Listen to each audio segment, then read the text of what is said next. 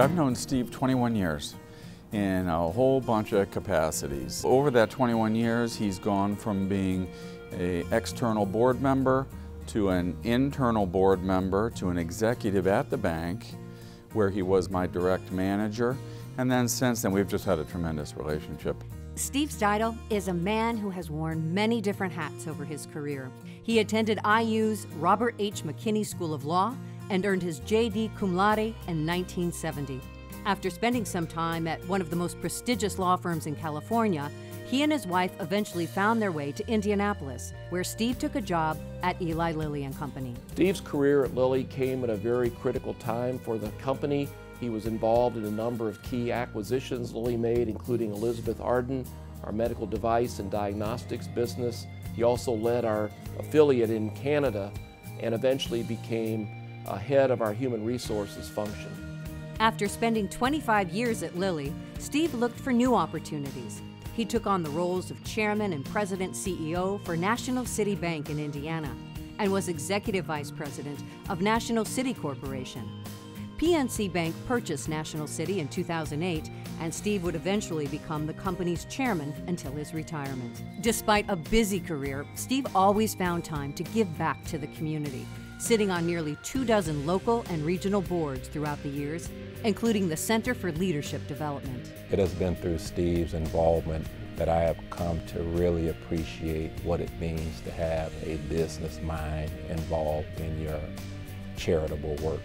There's a perspective that I've never seen when Steve is sitting at a table. There's an insight that you get that you could never appreciate. In fact, I tend to refer to Steve as the voice because, again, he articulates it like no one else does. He has a keen sense of the future. What I found when Steve gets involved in an organization, the organization's better. And I think that's something that's unique. A lot of people sit on boards. A lot of people give their time. But Steve leaves a lasting impression, again, because of the quality of his intellect, the quality of his personality, and most important, the quality of his heart. He's generous with everything. He's generous with his own time, personal resources, but as a manager and as an executive, the part that I noticed the most was just urge them to get involved.